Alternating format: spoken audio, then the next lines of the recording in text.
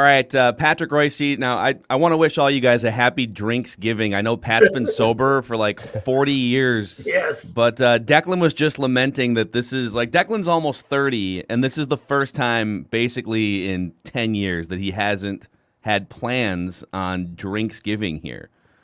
Well, and I think the tradition all started, didn't it, with okay, your high school friends would go to colleges all over the country, right? And everybody would come back on, they'd catch that flight out on Tuesday night, get here on Wednesday, and all hell would break loose. Right. So, and the problem now is Facebook, and there's like people posting things every day all year, and so you get to keep up with those people, and then you get to discover maybe I don't really want to hang out with those people based on the things they post on Facebook. Oh yeah, because the night would start with hey, what's going on, and who's your roommate and stuff like that, and then you all end up face down on the floor. It was great. It was great, So true, but much like every great drinking day or night, it lost its luster when it got too popular. So because we did it, yeah. And when the cops stopped saying "take it easy on the way home," instead they put you in handcuffs and take you downtown. DWIs where enforcement became much more intense since I got sober. I'll tell you that. I'm pretty sure, Pat, it's the most common DUI day of the year is the night before Thanksgiving, more than New Year's Eve, more than St. Patrick's Day is today. Didn't used to be. Yeah. I think St. Patrick's Day has lost its luster, don't you think? It's a gong show. I think we need gong shows now. I think we need Pat's Mount Rushmore of drinking days. What are like, and you could even go back 40 years, or you could do a current version. But like, what are the 4 best drinking days of the year? Thanksgiving Eve is definitely, George Washington. There's no doubt about that. But you know what was an underrated drinking day? Christmas Eve. Yes. Yeah. Very true. I'll throw Christmas Day on there too. Let's start sipping right. early in the day. Yeah, and whichever holiday you chose, the summer ones were all great too. I mean, July 4th and July 4th is the granddaddy of summer holidays, but none of them are bad ones. I think actually Memorial Day, because it's kind of the kickoff, right, of the summer when you had no conscience whatsoever as to what hours of the day you were drinking. So yeah, I'd put Memorial Day weekend up there on the list. Thanksgiving Eve up on the list. I don't think Christmas Eve can be. I don't know if that makes Mount Rushmore or not. But what else would I say? I'm not going to put New Year's Eve on there. I mean, it's just my own personal preference. I'm not going to put New Year's Eve on there. But the problem is now tonight is as bad. Like, it's a complete gong show. The problem is when everybody who's not cool starts to do it, they ruin it for the cool kids. So you were the cool guy. Oh, in the early 90s? You were the Rat Pack Zolgad here. I used to do so my scam was I spent the day before Thanksgiving typing in all of the Prep Bowl rosters and stats, Pat. Okay. So that shift went from like 10 a.m. to 6. Okay. And then because I was done at 6, it was on. Yeah. So that was the greatest scam of all time. So I didn't have to work nights. I could go out at 6 o'clock the Wednesday before Thanksgiving.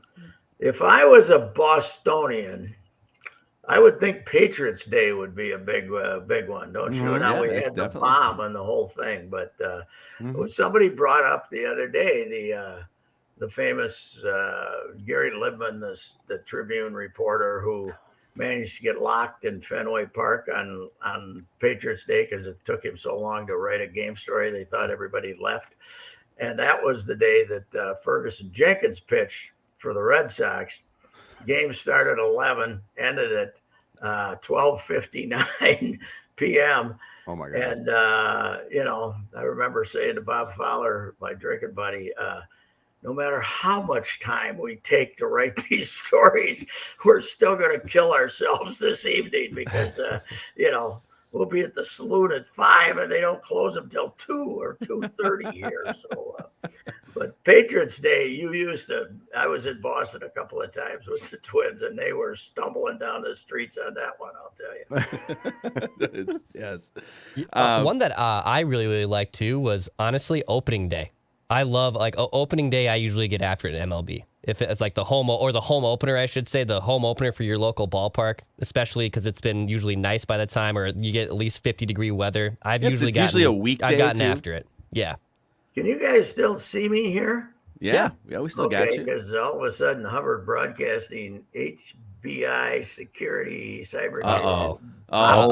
You got to pass your test first. Pat's getting hacked. Oh no. No. They want me to.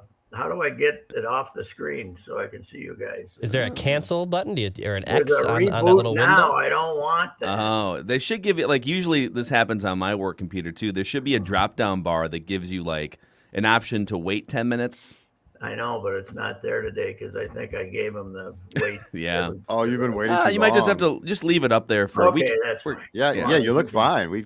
And if you perfect, and if it automatically reboots, then we'll see on Friday. Okay, that'll be it. So, how about that Bears-Lions kickoff on Thanksgiving Day? Man, I'm going to be glued to the TV for that one. Where does Nagy after the game?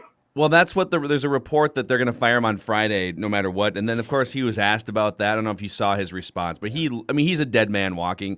Yeah. Where does the Matt Nagy death march here rank among like coaches that just need to be put out of their misery? Well, the suddenness with which it occurred, he went from this young genius who got the Bears. Wasn't he the coach where the Bears came in here and kicked the Vikings' ass when they had no reason to, and they were won the division? Yeah. And you brought Mitch Trubisky to the playoffs a couple years ago. Yeah, and then all of a sudden, he went nuts about. It all started with he went nuts about the place kicker.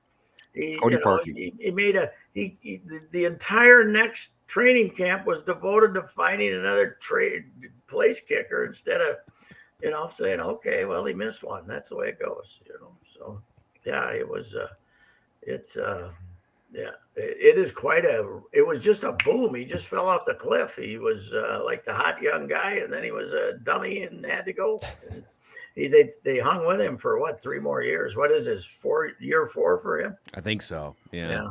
But didn't he show the players like the Cody Parkey game and double doink Yes. like 50 times or something? That's where you knew you're like, you might want to move on from that one. Well, I guess he missed field goal.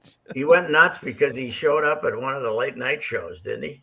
Didn't he go to one? Oh no, he went on the Today Show to talk about the miss and how he was coping. Okay, that's worse than Blair Walsh getting 7-year-olds to write letters to him. Yes. He went on national. I didn't know that. Parkey went on the Today Show. He didn't clear it with the Bears. And he went on and talked about how he was coping with his miss. Zim would have cut him right there. Okay. So if you need anything important from me, we got 2 minutes and 29 seconds before this baby reboots. Oh, we got a shot clock. We got a 2-minute offense. Okay. No pressure here. Hey, we get to play Jimmy Butler tonight after back-to-back. So that should give our boys a good shot. I feel like this is one of those games where like the Wolves can officially reach a new level, or Jimmy Butler can cram it down their throats, beat them by 22 points, and then just reset everything back to 0. I'm a little nervous about this. What disgusts me when I see the Miami Heat, though, is that these guys, that Gerson's first year, he could have stayed right where he was and taken Tyler Hero, a shooter, and instead he moved up to get Jarrett Culver, and idiotic, because you're going to shoot 43s a game. You got a chance to take one of the best shooters in the draft if you just stay where you are.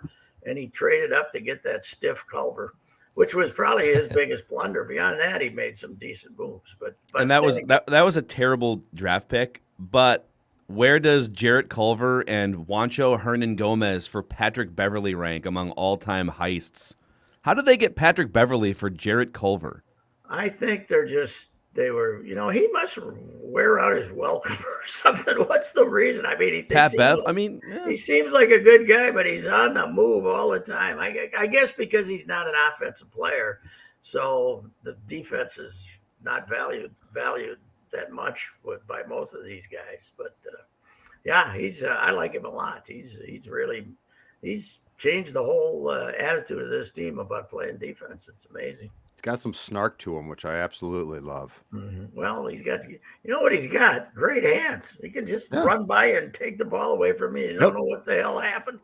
Yeah, he's also second in the league in charges taken too. I love the gritty stuff like that. He's been in the NBA, Pat, for 10 years. Yeah. Never missed the playoffs. And then the 2 or 3 years before that, he won I believe the Russian League championship, and then was it the Greek? He won another country's championship too. Okay. In Europe. 8, 7, 6. Oh 5. no! Happy New Year. See ya. Have a good Thanksgiving, fellas. We'll see ya. I think we're gonna. That's the end. There he goes. I think there. Wait, hold on. Dang it! That would have been great. There it is. No, that was officially it. You can't hit that. You gotta. Once you get done with the hit, when it tells you that you have to reboot, you have to reboot. There's no choice. Yeah. You can't just put it off permanently. But in typical Royce fashion, he did. You can give it. I think you can give it like 2 different.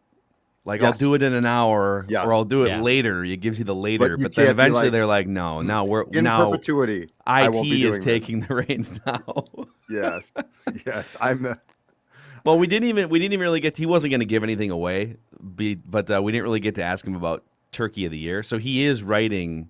He's like the Brett Favre, the Undertaker of Turkey of the Year. He was supposed to have retired. Didn't he kill off his own character like 3 years ago? Yeah, I thought so. Yeah, So the Turkey committee disbanded because his last one was going to be that he said I've lost to like Sid and the player team friendly media, so he gave it to himself. So that was supposed to be it, but then his bosses at the Strib are like, no, we don't kill superheroes. That can't be it. We pay you to do this column. We don't kill Batman. Yeah, we don't kill Superman. Well, like the two things. I guess they killed James Bond. Spoiler alert, but the two things. I'm seeing it tonight. Good to know. In this town. Oh, good. I'm glad. Sorry about that. That's that. I think I don't know. I don't know. About it. It's been out long enough. No, I heard rumors about it. You know what you I didn't completely hate? ruin it. If it's been out for like 2 months, it's on you. It is. I hate now when people get upset by people who spoil things. It's like, well, you got to give it some time. No, there's time. Yeah. I think you get a week max now. Yeah, I think Judd's right there though. Okay. I think you get a week max. I give you 3 days. Like it's out there. Someone's gonna tweet it. Someone's gonna you either go see it immediately or you're screwed. But so the thing is, the Thanksgiving Day paper, two things. Ads, people love ads because it's full of coupons, and Royce's Turkey of the Year. So he can't kill it. So then he came back like 2 years ago with I think it was just him. And I swear to God, he did it 2 consecutive years and said, now I'm done. Now it's officially done. And now he's going to, because I thought he wasn't going to do it. Yeah, Royce has been. I think he's been. It's been about 4 years, and like I'm done. I'm not going to do it anymore. Yeah, and we will devote. Back in the day, Phil. We will devote our show today. We got write that down predictions on Mackie and Jeb, but we will, as we do every year, going back 7 or 8 years, we will attempt to predict who the Turkey of the Year is. We will go through like who it should be, and then who we think he will pick. Right. And those 2 answers are rarely the same. Correct. Very rarely the same. Love it. So, all right, that's wrapping with Royce. Guys, the head of IT here at SKOR North. 3, Patrick Royce. 2. I gotta go. Go.